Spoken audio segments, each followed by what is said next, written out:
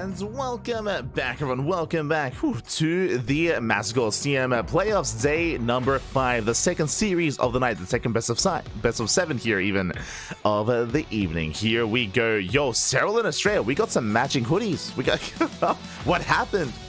The red hoodies are out. We can see Astrea just now waking up. I know it's bright and early in the Americas, so I hope he is ready here. I hope he has his coffee set for a night of StarCraft, for a best of 7. As we're jumping in and spawning in the top left-hand corner, we have Serral for Basilisk. In the bottom right, we have Astrea, the American Protoss. Here we go. Whew. I'll be honest, I don't think I've seen Astrea with this much facial hair. Oh my god, looking a little bit scruffy, pappy. But we're here, we're awake, we are ready to go.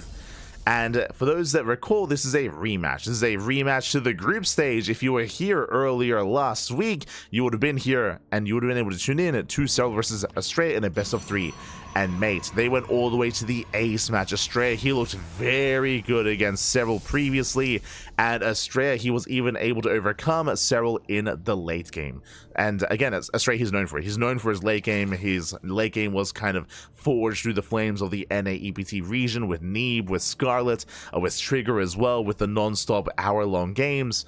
And I do favor Astrea if he can get to that point. So on these larger maps, on maps like Abyssal Reef, Neon Violet Square, King's Cove, Amygdala, these are the maps where I do favor Astrea building up, stabilizing, getting to a 4-base economy, and maxing out on Skytoss. That's where he can thrive. Alongside that, if you're curious, hey, this is the low. Also, sorry, my apologies. Predictions. My apologies. Predictions are open. Place your bets to get your gamma going, as predictions are open for a little bit longer here to embrace this series. Place your bets. Predict, Pat. Predict. Let's go. But what I was getting at here is that we're here in the lower bracket. Serral, he just lost a series against MaxPax. He just went down to MaxPax yesterday. And if you watch that series, you would know that the games that MaxPax did thrive in, the games that MaxPax did defeat Serral on, was the late game. That is the reality. Whenever it got to the late game, that's when MaxPax he won. He was able to stabilize, able to get his 4, 5, 6 base economies, get that late game Skytoss composition, and he was able to overwhelm Serral time and time and time again. That is where Serral did struggle. That is where MaxPax did excel.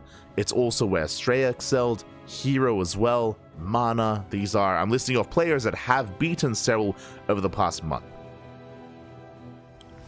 Protoss players, I mean. In that kind of game state. So we'll see if Astrea can get there here.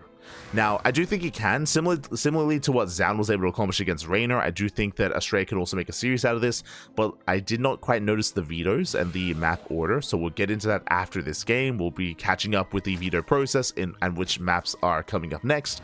But again, on these larger maps, I do think that Astrea, he has potential to fight back and to bring Serral down.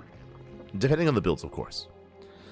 But now we are opening up. It is going to be a standard opener out of Serral. Likewise, Astrea going for a Stargate back at home. Yesterday was a toss day, so I believe today is Zerg's time. I mean, you say that, Zan forced Raynor all the way to Game 7. That was crazy. That could have gone either way. It is unfortunate that the ace match was on El Dorado of all maps. I'm sure neither player was quite happy about that.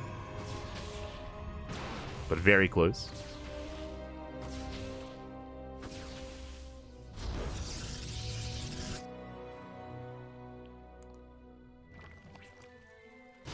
From here, Astrea just getting his 3rd. Again, Oracle opener into a 3rd base. We should be seeing additional Oracles momentarily here, as Astrea is supply blocked. Ooh. Some rough little mistakes here from Astrea. Hopefully we can tighten up. But again, the Oracle is delayed. Twilight Council's on the way. And Astrea, he is going for a delayed Forge, but I believe this should still be Blink.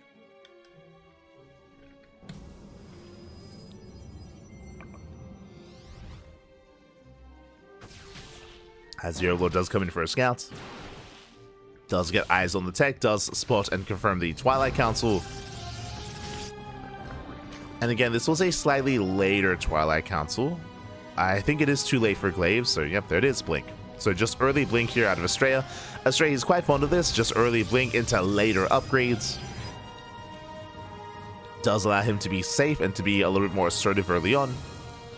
Likewise, Serral, ooh, he did throw in a Bailey Nest. This tells us that he was a little bit afraid of Glaives.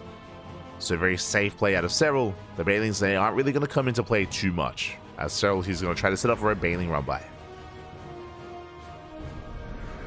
Lings, they reposition on the right-hand side. And they should, I would imagine, morph into Banelings. 24 more Lings in production. And more Lings reinforcing. Serral is setting up. They're the Banelings. 9 Banelings are morphing in. And we'll see if Astrea can hold, if he can defend.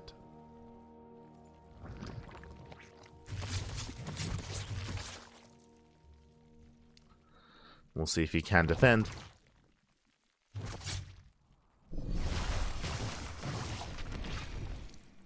As Oracles, they commit. They get 3 drones here at the 3rd. Likewise, Bailey's no reaction. Oh my god. Late reaction here from Astrea. Massive connections.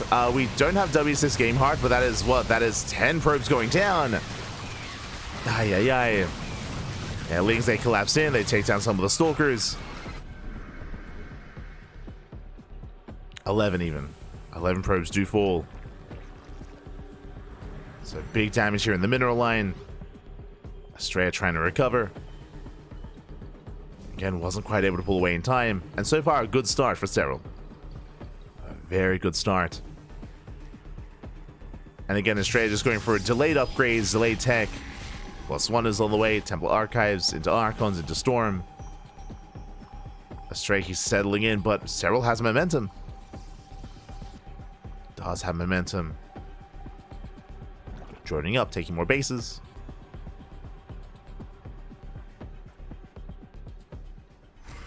He's getting his 5th. And now Astrea is walling up. But again, the damage has been done.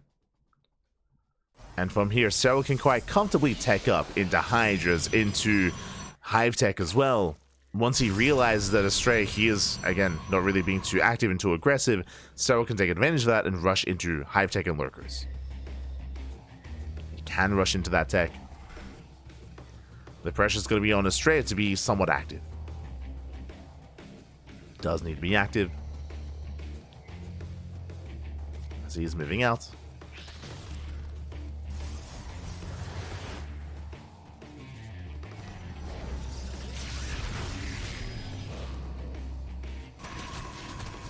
Oh. Denies the expansion. Denies the 4th.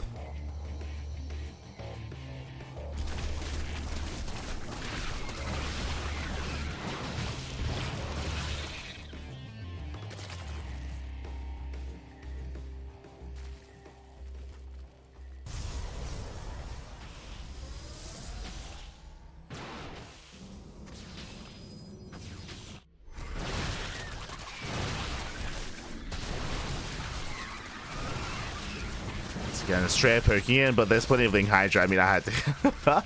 Again, because of the earlier losses from Astrea, he's kind of missed his window. He's missed his opportunity to be aggressive with these Stalkers. He has to back up. Still, he just has so much of a lead from there. Nice pickups on these Hydras, but Astrea, he cannot be active. Not anymore. He has to pull away. He has to get the hell out of here. Serral shuts him down.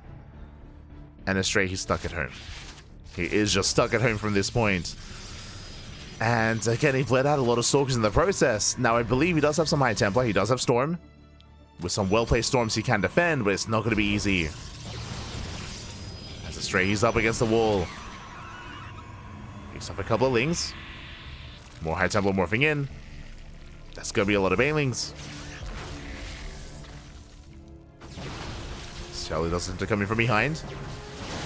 Again, that's going to be a lot of Storms. So far, 2 Storms do get thrown down. There's, what, 4 more available. They do crash in. Oh, but again, Stasis kind of working against Astrea here. They crash into the main army. High Templar, they're forced back. They do survive. But the base is going to go down. The 4th base does fall at the same time. Astrea going for a massive counterattack. Cashing out reinforcements, cashing out queens. Not a bad trade here from Astrea. But there's plenty of reinforcements, and so he races back home. He shuts down the Zealots. Zealots are being cleaned up.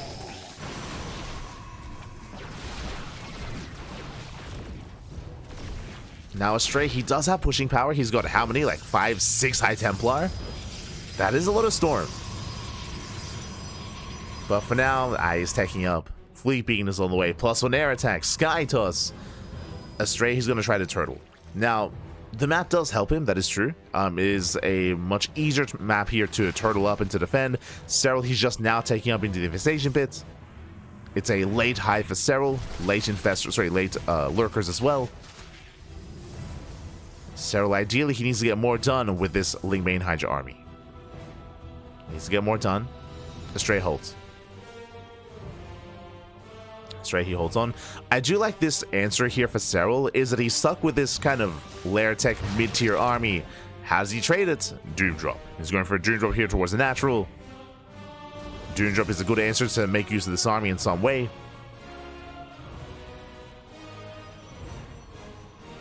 And he will load up. Lings, they load up into the Drop Lords, head towards that natural expansion. And Astrea, he is not quite ready here. He has a couple of stage traps at least at the entrance. But the mineral line is exposed. Drop Lords, they come in. Astrea, he responds. Stalkers, they try to keep up. But again, probes are still going down. At the same time, here come the storms. Massive storms.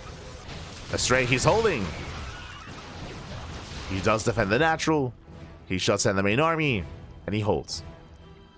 And again, you can see Astrea, he's slowly catching up in supply. As we mentioned, like Serral, he did delay his tech. Like again, his infestation bit's late. His hive is late. The lurkers are late. Everything there is late for Serral. So Astrea can recover. As there are 8 lair tech lurkers on the way. No hive upgrades yet. A couple of lings do drop in. Getting more probes. Likewise, drop lords into the main. And Astrea, he's stuck on 66 workers, stuck on a 3-base economy. Serral is maxing out. Astrea not too far behind him. So it's 29 probe kills in total. You can see Serral getting behind the mineral line. Lurkers, they can get within range of the workers. And the Tempests aren't ready yet. And probes are going to be going down. Rough position for Astrea. 5th base is denied, and the Maidens, they roll in. Once again, the storms. Oh my god! Some of the High Templar are exposed, but they do survive just barely. High Templar, they do live. But Astrea still has to deal with these lurkers. Nice storms. Very nice storms. Oh my god. How about the High Templar? They're exposed. 2 of them to go down. 2 High Templar fall. Lings, they rotate over towards the center base. Astrea trying to keep up. Mothership has arrived. No Tempest yet, just the Mothership. Astrea can try to recall across the map. Corrupted production has begun. Catching up the Drop Lords. A very nice catch. Astrea, he defends. He does defend. But he's still stuck with a ground-based army. Is getting +2 air attack, but again, no real Sky Toss yet.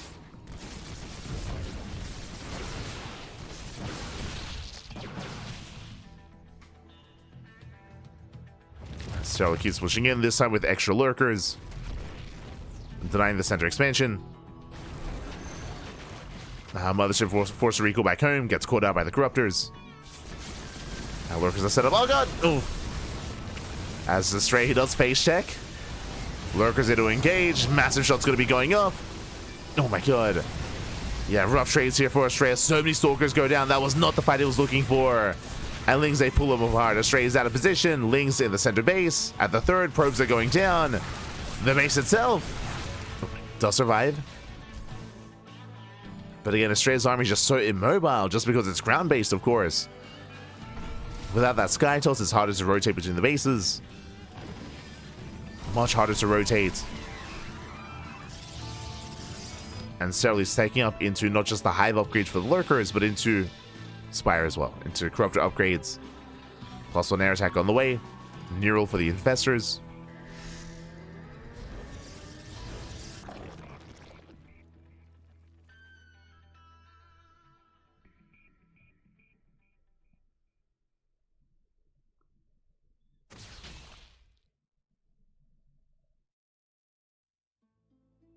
As Astrea trying to recover. He is behind. It's just been rough losses. Rough economic losses for Astrea. Just been caught out of position too many times. Once again, as he moves out, Serral moves in. I believe he has lurkers threatening the mineral line once again. Lurkers, they do threaten. Yeah, Astrea just cannot mine, as he was trying to be active on the map.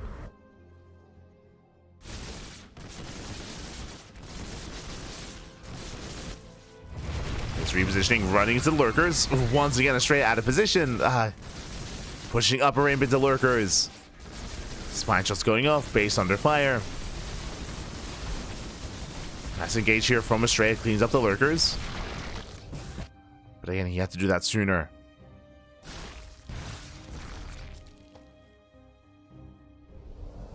And Broodlords are on the way. That's the nail in the coffin.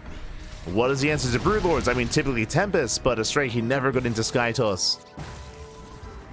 Never got into Tempest production, only the Mothership. So he's just not ready for this.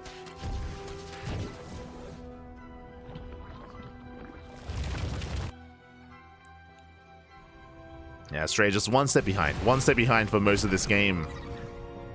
All began with a Baneling run by, of course.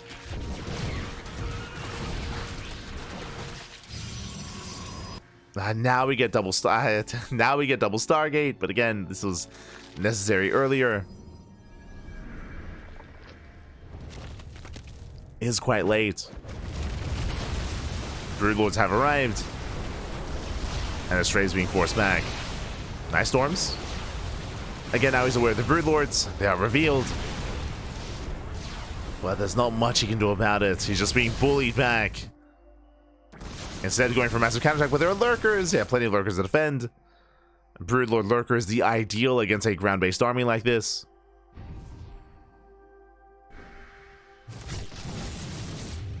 Astrea trying to come in from behind, catching at least the queens. Queens are exposed. Setting up for a surround, collapsing on the army, getting on top of those Broodlords. Okay, the best case scenario here for Astrea, the surround. The Stalkers, they blink in. And the Broodlords, they get caught out. A beautiful setup here. Astrea, calm down. Where were the reinforcements? Where were the lurkers? The best fight that Astrea could hope for. Just a full 360 surround. Serral caught with his pants down. The Broodlord count almost reset. Does catch the Mothership. But Astrea, he's got some moves. Okay, let's go. I mean, again, half the lurker army was out of position. True. Just now rotating back over. 17 lurkers in production. Jesus, that's a lot of lunkers.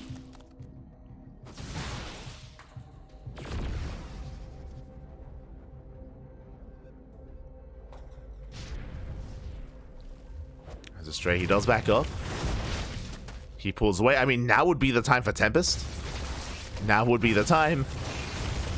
Nice storms. Storms, they collapse in. So moving forward once again, very nice storm shield on the lurkers. They do get softened up. There's still a wall of lurkers here backing him to defend. Astrea doesn't find a way in. And Serral is pushing forward, this time with mainly a lurker-based composition.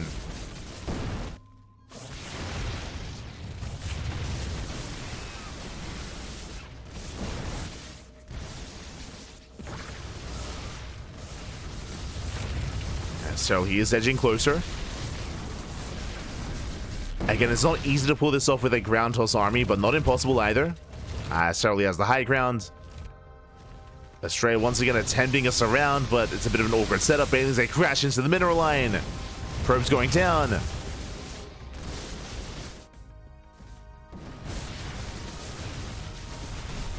Astrea, how does he engage? Does land the revelations.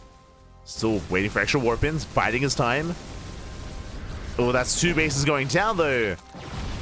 And Astrea, he's all in. He has no economy. Down to 41 workers. Now we have Tempest production.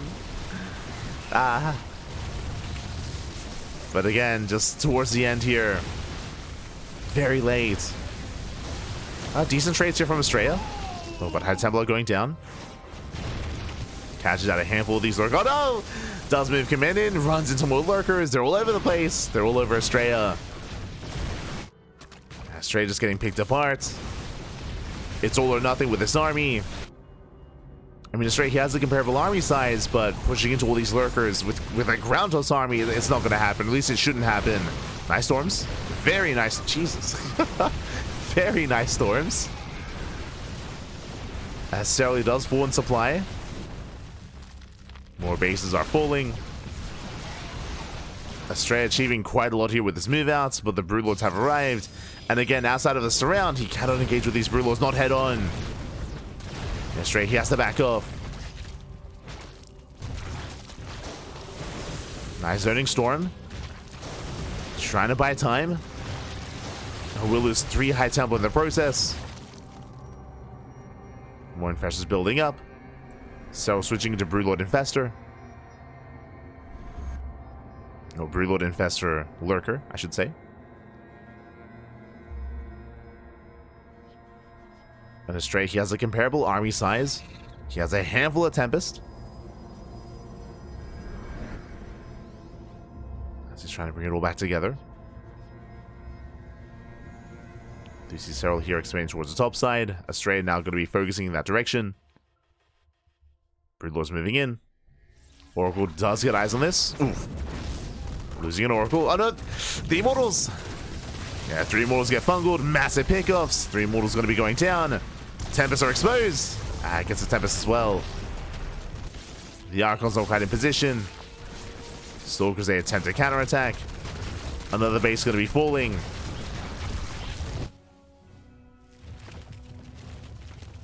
Astrea trying to get down and dirty here with Serral, but I mean, he's down to 3 bases.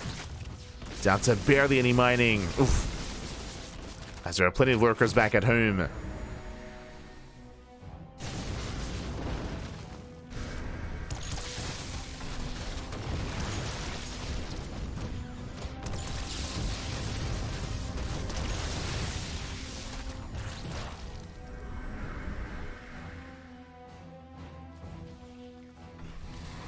Serral has to pull back.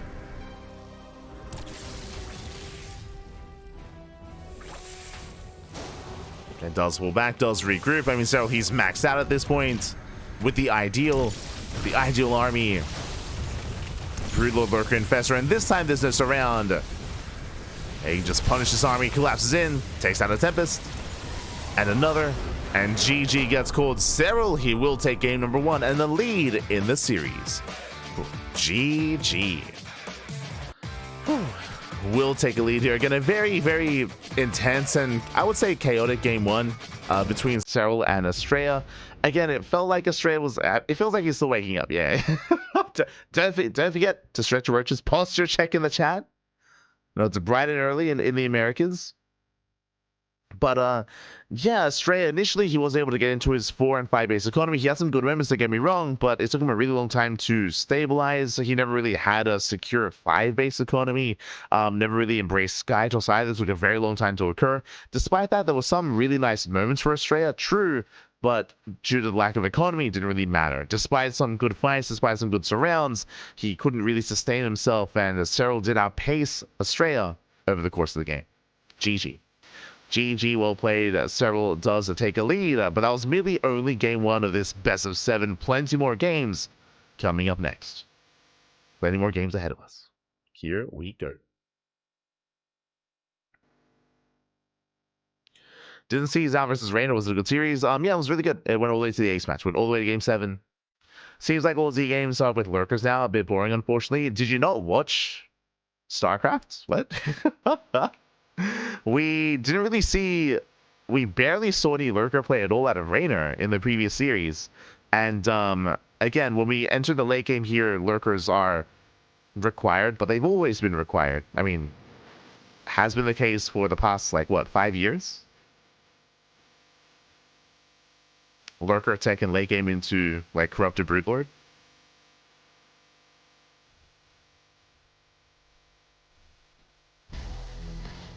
Here we go. Here we go. We're getting into game number 2. And spawning in the bottom left-hand corner, we have Serral the Basilisk.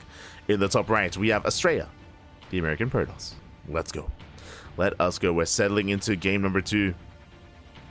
And we're going to be loading into one of these smaller maps in the map pool. One of these smaller maps Again, coming into this, I'm a little bit concerned for Astrea. I did favor Astrea if he was able to get into the late game against Serral, especially on a larger map like Abyssal, but we saw how chaotic Abyssal was, and Astrea, he never really got there. He never really got into that ideal late game composition. He tried to towards the end, but it was his economy that was failing him for most of that game, and with that, Serral did just snowball out of control. We'll see if Astrea has better luck here. I say that this is a smaller map, so the likelihood of Astrea getting to that game state is much lower here. You know, this is what we expect out of Neon Violet Square, out of King's Cove, out of Abyssal Reef, out of Amygdala, on maps like Leylines, Whispers of Gold, and Ultra Love. This is where it's a lot more early to mid-game focused and oriented, and we'll see if Astrea can try to be aggressive early on. We'll see if he can successfully be aggressive against Serral. We'll see if he can pull a hero.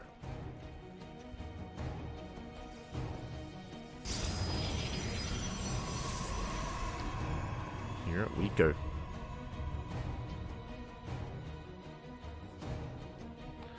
See someone saying no Terran playing today.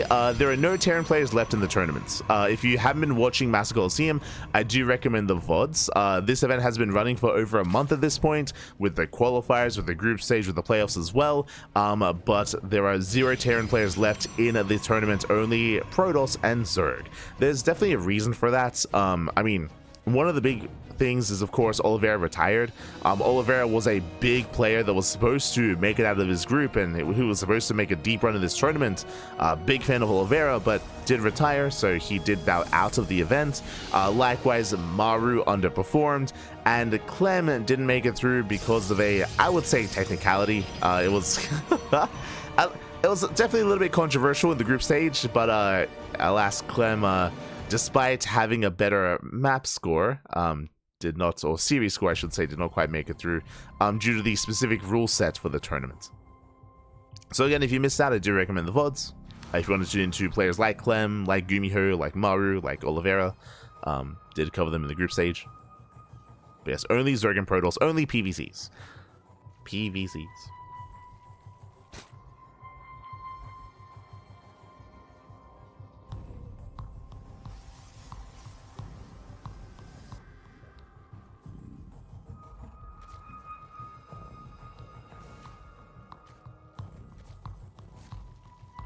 Here we go. From here, we're getting to our openers. We do have our Stargate opener out of Astrea.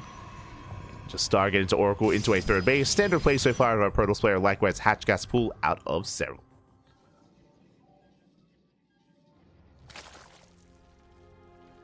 Nothing crazy, nothing wild.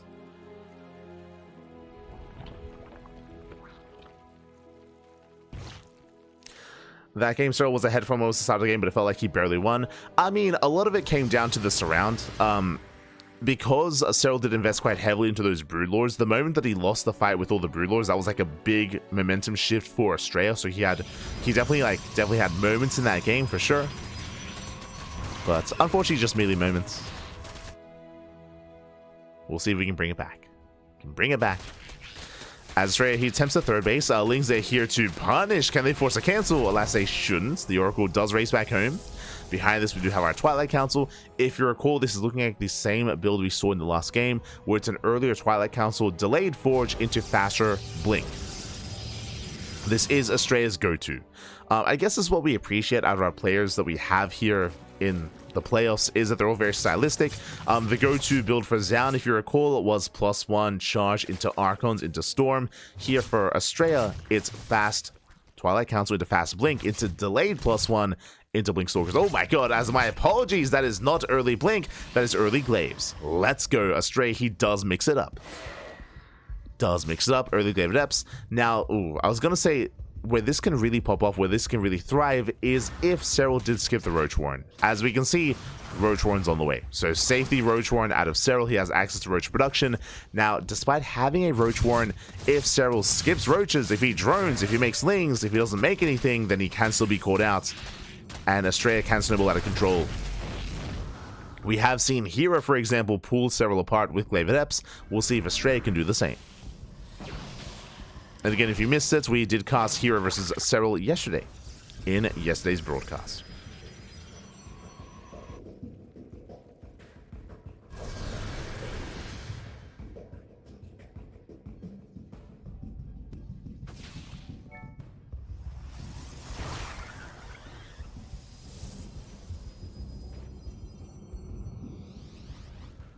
Focusing on studies now, I believe. Oliveira, he had an interview. If you want to tune in, there's an interview on TL that was translated, and Oliveira goes in depth as to what was happening or what is going to be happening next. He's thinking about maybe visiting Australia. I said Australia, Australia and Sydney, which would be cool if we could meet Oliveira. Would be nice. We'll see. Meanwhile, Adepts, they have arrived. There are roaches on the way. 10 roaches in production. Serral, I believe he has a wall set up here at his natural. Yeah, he does fully wall off. He denies the shade. Astrea rotating over towards the third instead. But Serral, he's here. He's ready for this. Keeping up with the Adepts. Pulls away his workers. And so far, this hasn't really been worth it. 3 drone kills. That is not good enough. Bearing in mind that this build from Astrea delays his tech. It delays Blink. It delays +1. It delays his upgrades. It delays his 4th base in favor of aggression. And so far, it has not paid for itself. As Serral is getting to +1, getting to road speed. And soon, Serral, he will gain map control once he gets road speed. Serral is getting a 4th. Now, what I will say is that at least the Adepts are still alive. At least they're still up and running, and they can always threaten a dive, and they can always at least keep Serral busy. There's that gateway explosion, and Astrea, he's again still trying to transition out of this. Road speed is now done. Serral banking up Hydras. Getting his 4th base just for larva. And if you notice this with Serral, he's not droning. Serral, he's cutting workers at 66. That's 3 base saturation. He's not droning the 4th. The 4th is just there for larva. Serral, he's getting ready for one big counterattack. Because again, he knows that Astrea is vulnerable. He knows that Astrea is vulnerable. And Serral, he has not droned in quite some time. Just massing up more Hydras, more Lings, drop lords on the way. It's one big attack here from Serral. Essentially going for a borderline all-in. But I mean, he's far enough ahead. Astrea being pinned back. Ooh, that's a kill, not a cancel. Aye, aye, aye. That is a kill on the Nexus. Adepts, they threaten a shade. Once again, Astrea trying to force Serral back home. He's trying to buy some time. And he does at least keep these reinforcements back at home. But Serral, he can still commit. Just dropping into the main. Just dropping straight into the main base. Why not at this point? Back at home, the Adepts are dealt with. Stasis Trap's going to be baited. And this one is just a numbers game. Astrea is just being pulled apart. He just cannot defend both locations at once. And massive drop into the main. Probes are going down. At the same time, reinforcements towards the third. Stalkers, they do keep up. There are some disruptors. But still better trades here for Serral. Nova goes off on the Hydras. Not bad. And Serral is moving in. And Stalkers are falling left and right. Astrea is being cornered. No shield battery. GG gets called. And Serral, he snowballs out of control. He takes game number 2. Whew. GG. GG, well played. Serral does take a lead in the series. And again, it was just a really, really rough build choice there from Astrea. Astrea, he chose to go for glaives, and you know what time it is. If you've been watching these past couple of nights of StarCraft featuring Astrea, it's time to top up on that coffee. Let's go. It's very, very early in the Americas, and to see Astrea take down Serral when it occurred, I want to say he like down like 2 cups of coffee, mate. He was caffeinated. He was ready. And we're gearing up. We're gearing up, Pappy. It's time for the secret weapon. Let's go. Here we go.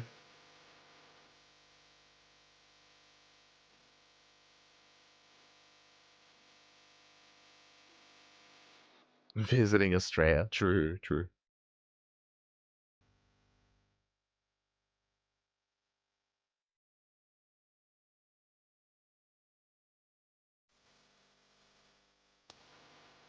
Of course, as we can have a look at the veto process here. I wasn't able to earlier. Serral, he does veto Neon Violet Square. Likewise, Astrea vetoes El Dorado. So again, these are the most vetoed maps in that pool. We did get to feature El Dorado previously in the Zound series, which I was very surprised by. This time it won't be here. No El Dorado. Instead, Frostline is going to come into play instead. Up next, we have Leylines, a much smaller map, a much more aggressive map in the map pool as well. Followed by Frostline, Whispers of Gold, Amygdala, and King's Cove. And again, the pressure is on Astrea. Pressure is on. Oh, there it is. There's the coffee. He's ready. Let's go. Let us go. He's ready to game. Ready to pop off. Likewise, Serral. Sipping down that water, I'm assuming.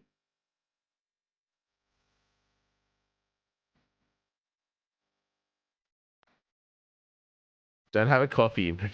Nah, we'll just stay hydrated. We'll stay hydrated. It's all good. It's all good.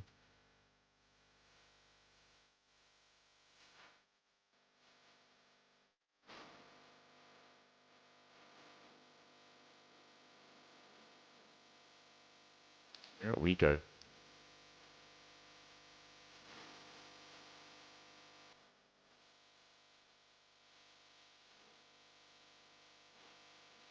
Who was that in the chat saying it was going to be PvP finals? Clowns in the chat, Pappy. Clowns in the chat. It is going to be a PvP upper bracket finals. For those who were here yesterday, these are lower bracket matches. Max and Hero, they're facing in the upper finals, and we have one Protoss confirmed for the finals, but we are here to determine who makes it through the lower half of the bracket. Who does make it through? And again, Raynors look down, and we have Serral here up against Astrea. Which I believe means it's going to be a ZvZ between Serral and Raynor. I believe that's... I mean, potentially. Don't want to get ahead of myself. As in the top left-hand corner, sorry, top right, we have Serral. In the bottom left, we have Astrea. And again, this is an Astrea that is now juiced up with that coffee. Let's go. He is reinvigorated. He's fueled up and ready to go. What do you have for us? What do you have? And again, last game, a lot of it came down to just the failed glaive adept aggression. Opening up glaives like that, you are very committed, and you're hoping that your opponent is cutting corners, that they're going to be cutting corners and skipping their roach warren or delaying roach production, or skipping their bailey nest as well. Alas, Serral, he was ready for it. Roaches were up, and he was fully walled off at the natural as well. So a very nice defense out of Serral. And we'll see how Astrea does mix things up.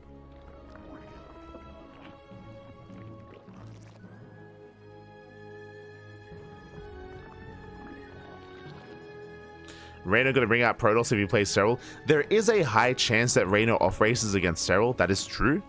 He's done it before. Like, Raynor, he has off-raced against Serral in the past. That has happened. Could happen again. If they face off. Like, again, I don't want to write off Astrea whatsoever. Considering that Astrea, he's already taken maps off of Serral already this week. Or last week, even. He does have it in him. And I want to believe we can make a series out of this. But what concerns me the most is just the map order. Again, like, it is a little bit unfortunate. I feel that we're getting like the caffeinated Astrea after Abyssal Reef. Like, I feel like Abyssal Reef would have been his map. And it's now come and gone. So that is definitely a concern of mine. And now, of course, welcome one and all to Leylines. Leylines are one of the smaller maps in the map pool, likewise shorter rush distance by ground, more exposed at third and fourth bases, and we could see more aggression on this map as a result. Could see. When I say more exposed bases, more so than, you know, Abyssal Reef, for example. Some of these other more defensive maps, like Ultra Love.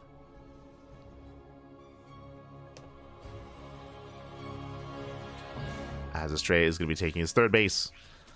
And we'll see how he opens up. So far, we've seen Oracle openers every game so far, out of Astrea. Game 1 into Fast Blink. Game 2 into Glaive Adepts. Game 3, what do you have for us? If it was Zan, I would say Charged. I mean, that's just been his go-to. But, Astrea, different kind of player.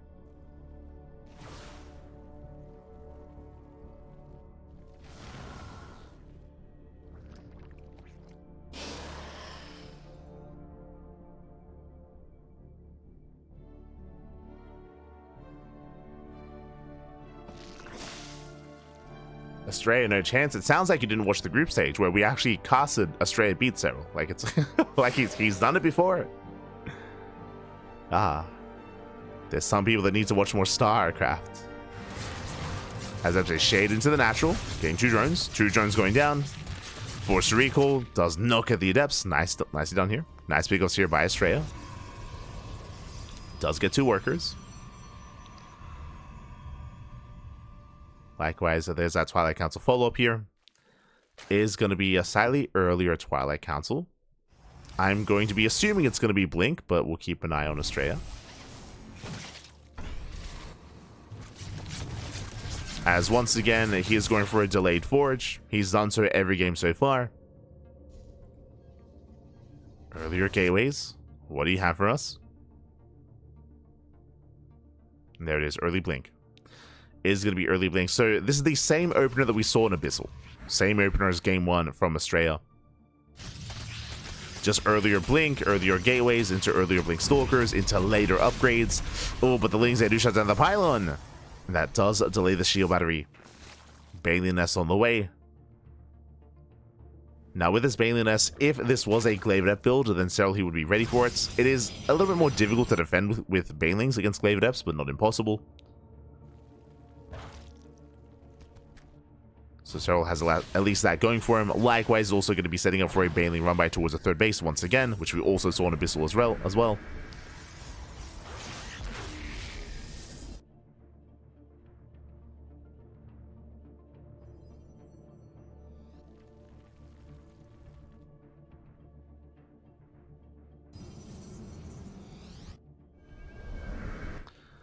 But yes, Astrea, he does usually play these tournaments at around like 4, 5, 6 a.m. I mean, he had an interview. He did have an interview the other day, last week, I want to say, where Astrea, he spoke on it. He spoke on how it is, you know, a little bit difficult to wake up early in the morning, and it does affect his play, which is why he was surprised he played so well in the group stage.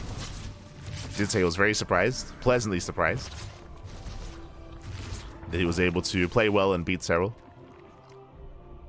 We'll take maps off of Serral.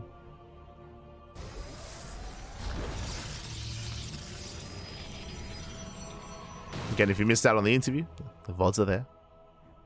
The VODs are there. As Astrea is gaining map control, charge on the way behind this, +1. Temple Archives into Archons into Storm. And Astrea, he can afford to poke in like this because he already has Blink. Remember, Blink is already done. And it's all about maintaining map control. Oh, as Serral is getting ready for a Baneling run by. Banelings are morphing in. And he wants that mineral line.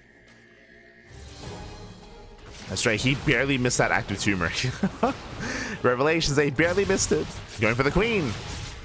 But again, Astrea, he is distracted. Banelings are waddling into the mineral line.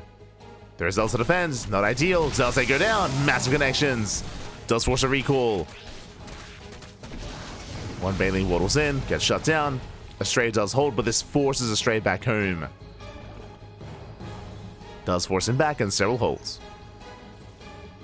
So he does hold. He's getting to Ling, Bane, Hydra. He's skipping Roach production.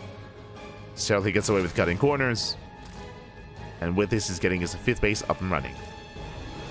He's getting everything fully saturated, joining on up. Astrea likewise trying to stabilize as well. Ling Rabbi coming in from behind. They're going for the Robo. But the army is ready. And Astrea holds. Nicely done. He does keep up.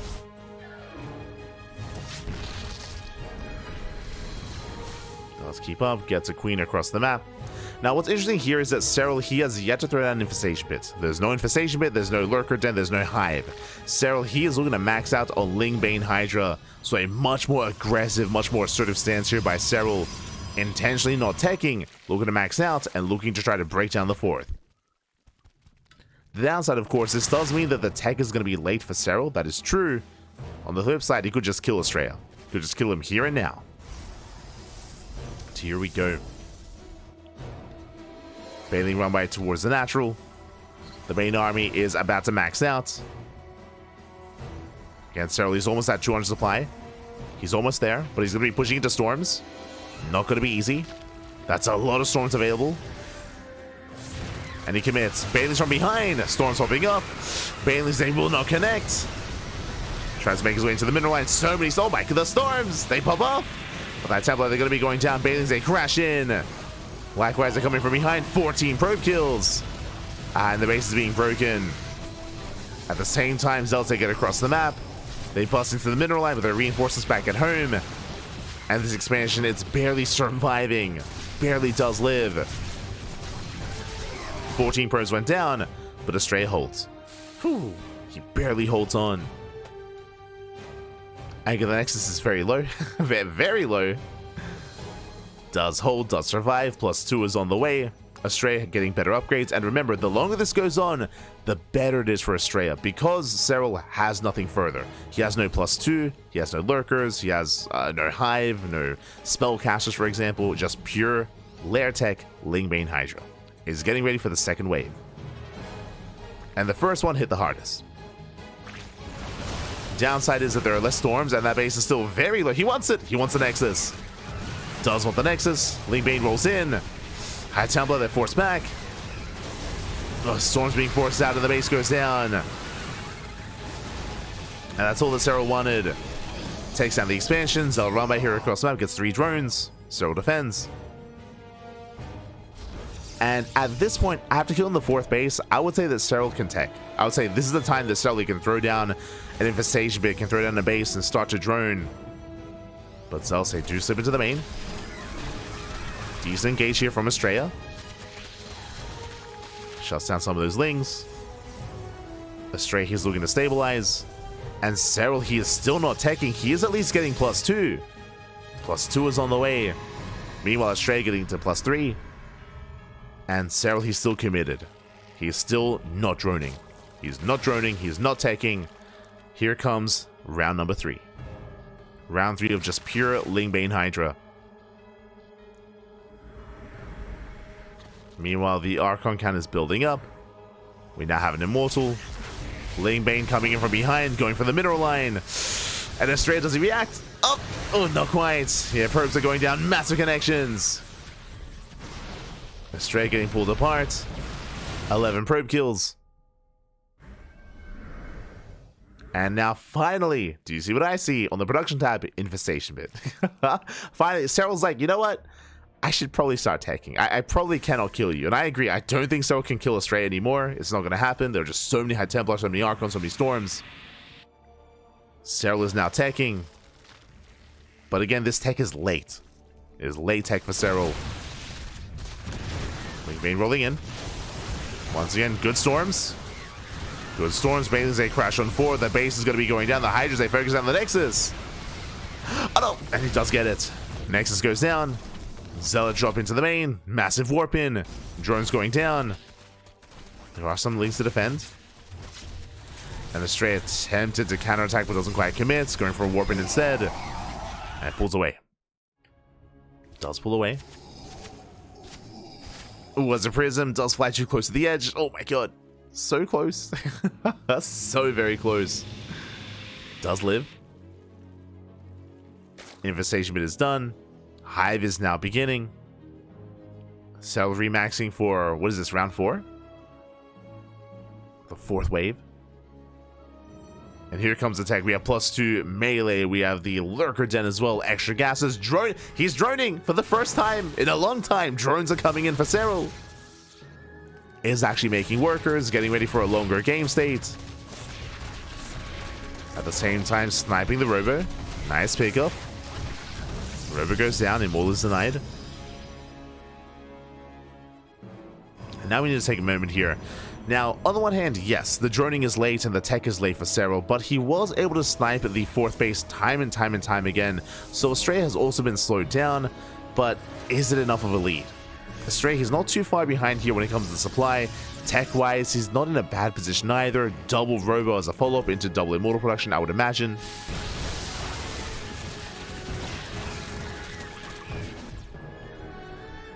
Ooh, and Astrea, we have a Fleet Beacon. Fleet Beacon is on the way. He is thinking about Sky Toss. He is taking in that direction. But Astrea, he needs more time. He needs a lot more time. And Serral, he should be able to embrace lurkers first. Lurker's now morphing in.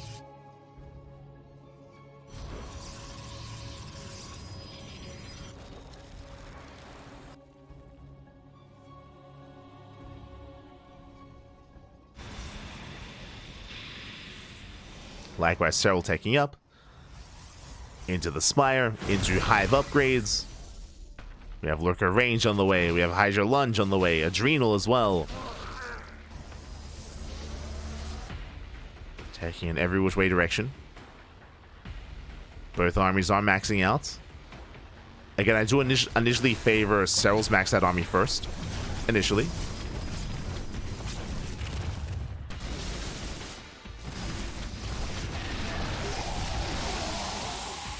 Going for a Zealot Warp in. Lurker's moving out. Now Astrea, he is making 2 Immortals at a time, and he can deal with these Lurkers. They're exposed. Astrea getting caught out. Lurkers are getting picked up. They do not have Adaptive Talons. At the same time, big link counter attack. Hits the 4th base, and Astrea, he just cannot hold on to the 4th. There's the recall. Oh, it does recall over. Massive storms going up. They crash into one of the High Templar.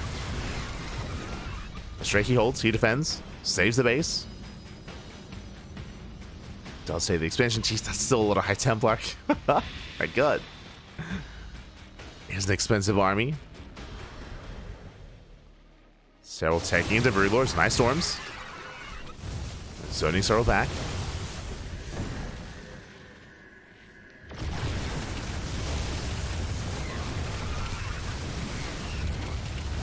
As Astrea does kite back. Nice storms on the links with the Immortals. They take a lot of hits. One Immortal goes down. Serral, he's switching forward. He's gaining ground. Meanwhile, the center expansion is exposed. Bases are falling on both sides. Astrea gaining ground. Likewise, trying to collapse on the main army. Oof. A lot of spine shots going up. Again, that's a lot of Lurkers. Astrea can't quite push in. And back at home, Serral, he defends. And these are some rough losses here for Astrea. The base is taking a lot of hits. Once again, it's going to be going down. And Astrea, he cannot save it. Not this time. The base goes down for the 4th time, I want to say. Like 4th or 5th time. It just keeps falling. He can't hold on. And Astrea, he's all in. At this point, he's just stuck on 3 bases. He does have a large army. Trying to catch out these Lurkers. Nice movement. Lurkers getting caught out. Serral pulls away. Does recognize he's exposed. Lurkers try to get the hell out of here. Reinforcements have arrived, catching out the army. And who catches who? Last time in the Archon, jeez, that lunge was crazy. Oh my god. The Hydras, they melt. They take a storm to the face. Astrea catching 2 Lurkers.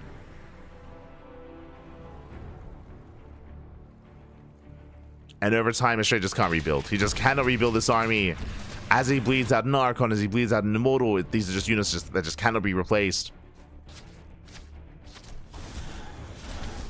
As Astrea's just been stuck on 3 bases. Just hasn't gotten another base up and running.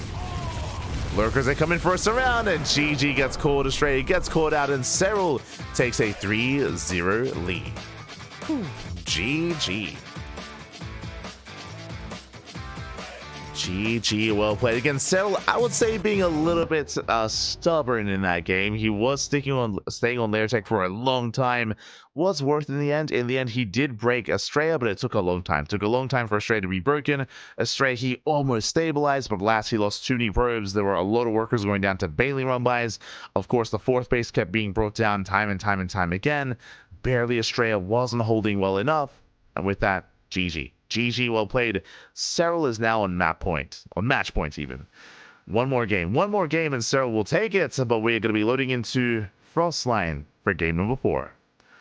Oh boy, now, there's a lot to get into. Frostline, if you recall, this map was vetoed. This map was vetoed in the previous series between Raynor and Zaun. Frostline, it's an awkward map. It's very large, true. It is a large map, but it is also very exposed. The third base, the fourth base, very wide open. They're isolated from each other. It can be very difficult to protect your fourth base. You saw how difficult it was for Astrea to defend the fourth base on Whispers of Gold. It's even more difficult on Frostline. Assuming we are in that game state. So on a map like Frostline, it is favored to do what Serral did, where you cut workers at around like 3 or 4 base saturation, and you just mass up on Lair Tech, Lingbane, Hydra. Very effective on Frostline. Here we go. In the bottom right corner, we have Serral for Basilisk. In the top right, Astrea, the American Protoss. Let's go. Let us go. Once again, chugging down that coffee. Is it going to be enough? Can he recover? Can he fight back? I mean, the pressure is on. One more misstep, one more mistake, one more loss. And that is the end of Astrea's run in this tournament. It is going to be the end.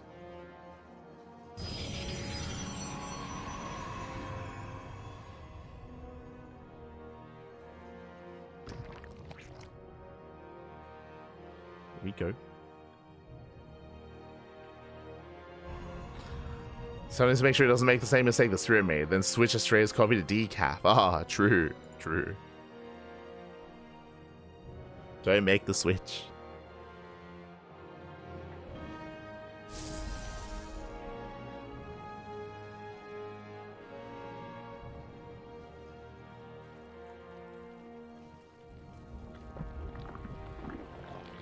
Astrea didn't beat Serral in the group stages. Taking a map is not beating. I'm referring to making a series out of this. I'm referring to having a fighting chance, if you recall, as to the context of my comment.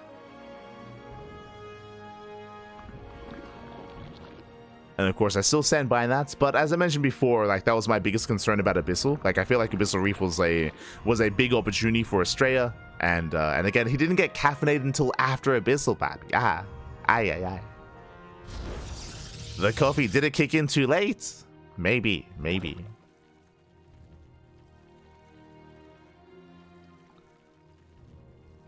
As for now, Astrea forced to take the unnatural natural. Likewise, we do see... Well, Serral forced to take the unnatural natural. Astrea setting up back at home, going for the gate expand into Cybercore. Everything looking as it should so far. And again, Astrea's go-to build is to open up with an earlier Twilight Council into faster Blink. We've seen it with mixed results. Oh my, as we have something very different here, a Robo Opener instead. You have my attention. I'm curious here. I am curious. Now, if you were tuning into the previous series with Zound, even before that last night with Hero and Max, these Robo Openers can be they can be quite tricky. If this was a standard player, I would be like, okay, Robo Opener into maybe Fast Bay into Disruptor Drop or Colossus Drop. I mean, we have seen Astrea open up in such a way in the past, but in more modern StarCraft, I would assume this is going to be for something like a Soul Train. I would imagine early Immortal production, early Century production into an all-in. Into a 2-base all-in.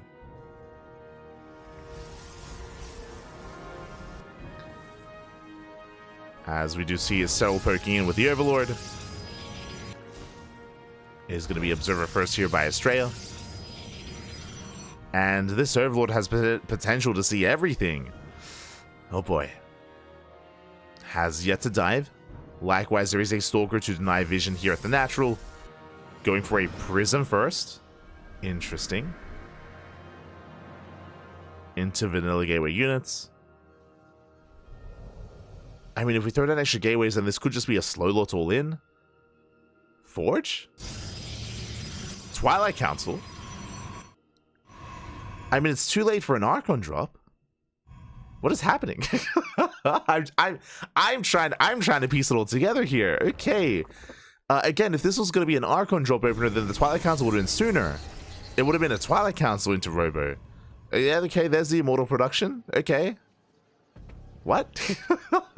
Okay, so what's throwing me off here is that the opener feels like a 2-base all-in, but going into a Forge and going into +1 tells us that we're going for a later timing instead. Like, it takes a long time for +1 to kick in. Charge has begun as well. There's the Gateway Explosion. Okay, let him cook, Pappy. Let him cook. Because I'm ready. I'm just ready to experience the NA here. The NA within Astrea. Alright? Okay. Show us what you got. Show us what you got. I'm not entirely convinced, but we'll see. So this is going to be a later push. Again, as we mentioned, because of +1, because of charge, because we have to wait for these upgrades, it's going to be a later move out here for Astrea. The Prism harass has been lackluster as the War Prism was prioritized, gets across the map, threatens some harass, more gateways being thrown down. I believe this is an 8 gate. Yep, 8 gate, 2 base all in. And we're gearing up. Unfortunately, Serral, he's already on notice, right? Because this War Prism here, I mean, Serral, he's already being more defensive. Lings are amassing, Roaches are amassing. Serral, he's cutting workers here at 2 base saturation. You could argue cutting workers too early. True. I wonder if this is a part of it. Because the Prism is sooner, it feels like it's going to be an earlier push. So technically, damage is being done. Something that's happening here that I should emphasize is that Serral, he did cut workers very early at 44. He cut workers earlier than I feel like he should have because he's expecting an earlier attack, so he has less drones. So in a longer game state here, it's possible that Astrea could still overwhelm. It is possible. But I mean, Serral, he's still amassing an army. He's like he's still amassing more Lings and Roaches. So I'm still not entirely convinced, but let's go. +1 is done, charge is done. Here comes the move out, here comes the all-in. Get it's all or nothing. We have sentries or force fields. I believe there is a Ravager. I think there's one Ravager for Serral, potentially another.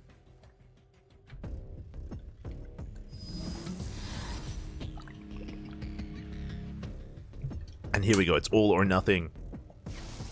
Yeah, 2 Ravagers. Okay. 2 Ravagers. Nice spread. Banelings are morphing in as well. Banelings going to be ideal. How good are the force fields going to be? What can he lock down? As he does collapse in. Nice force fields. He does lock down the Banelings. Lings a trade against the charge lots. Banelings a crash in, teasing connections.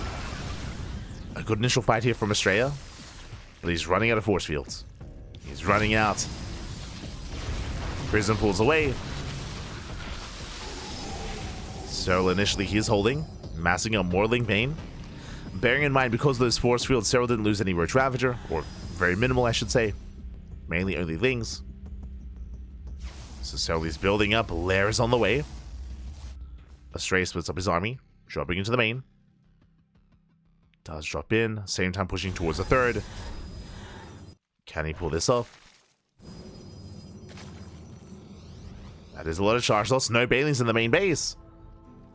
Same time Astrea pushing in, shows its force fields. Oh, Banelings crash in, no they connect! Oh, 3 Banelings they make it through. Sentries go down.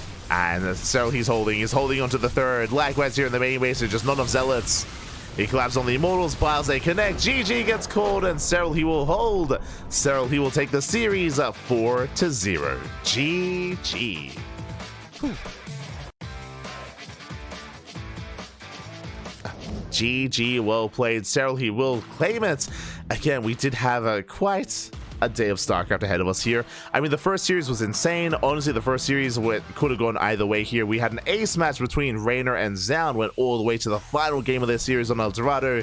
Here, Serral versus Astrea. We did have some moments for Astrea, especially on Abyssal Reef as well, but Serral, he recovered. He was able to gain control of the series, and he does take the 4-0. GG, well played. I believe there won't be any winners interviews, but I would hope that we have some interviews coming into the following days.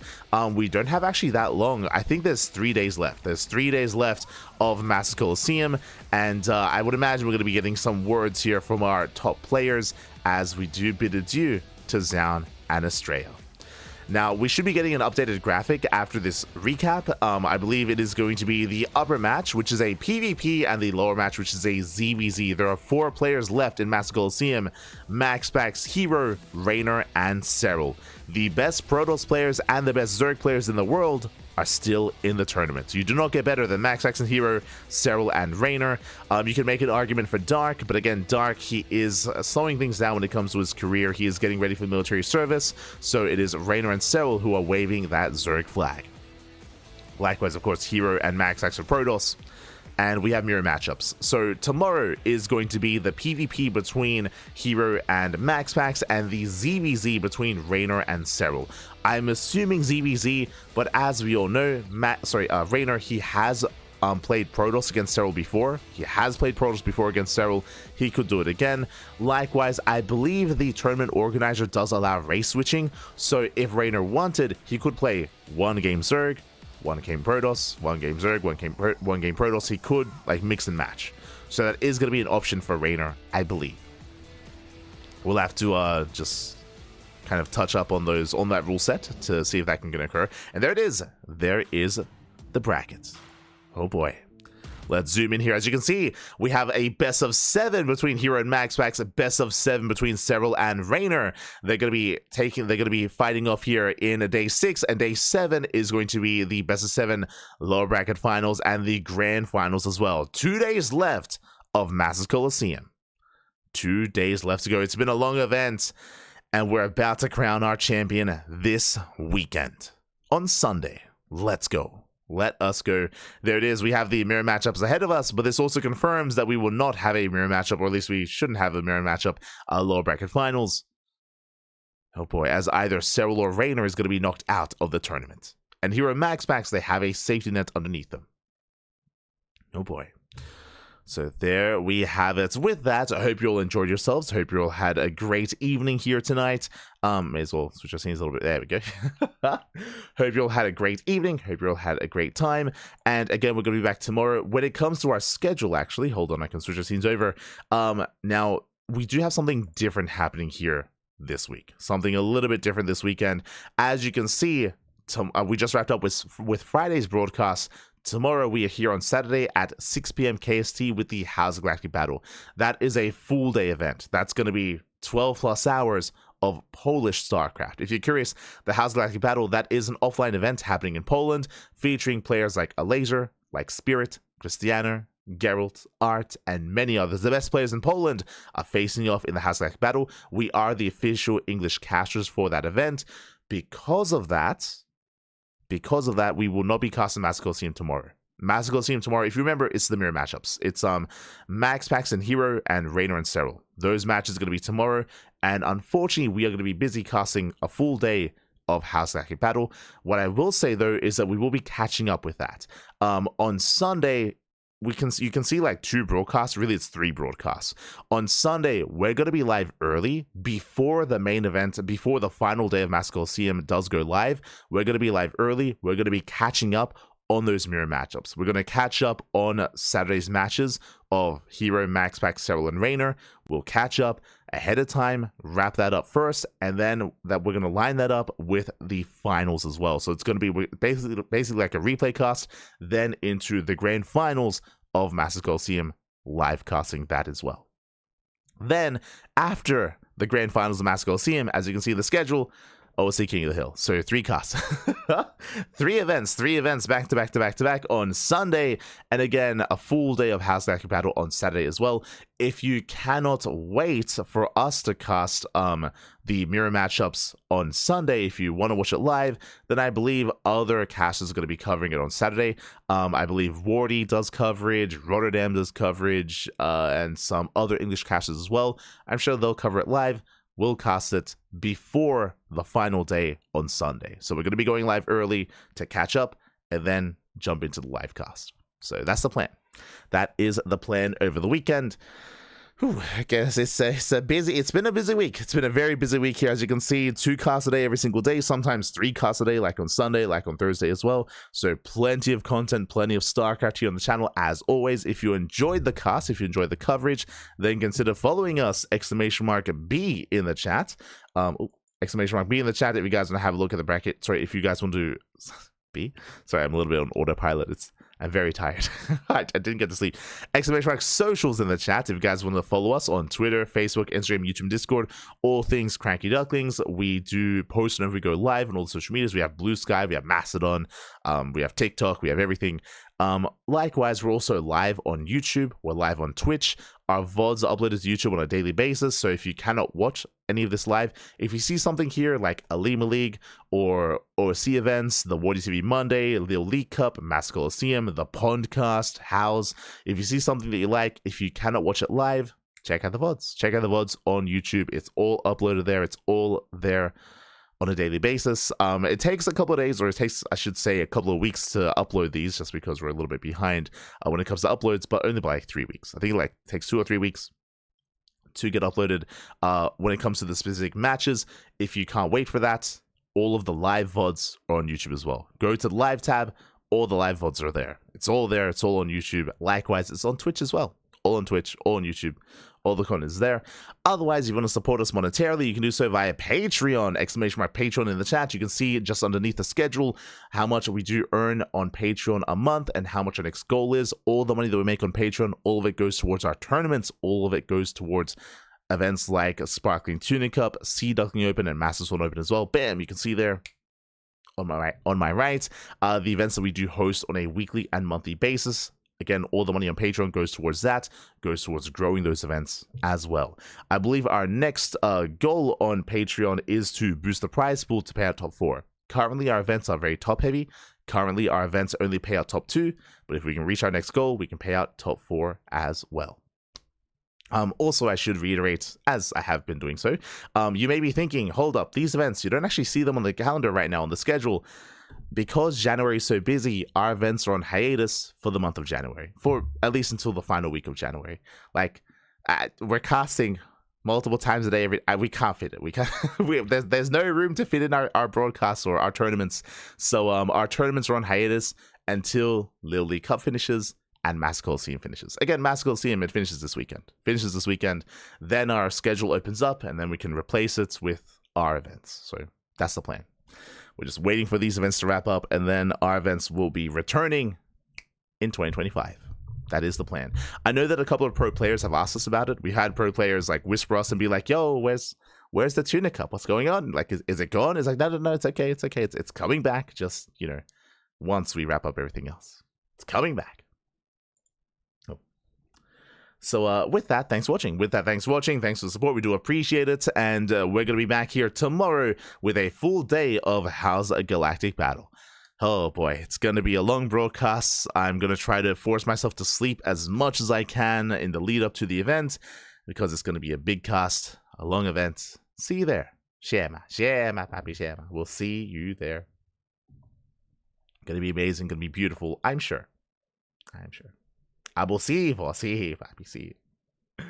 But yeah, with that, thanks for watching, thanks for support. Stick around, we're gonna be giving another StarCraft streamer a raid, and we'll see you guys next time. Until then, hasta luego. Ciao, papi, ciao. Hasta luego.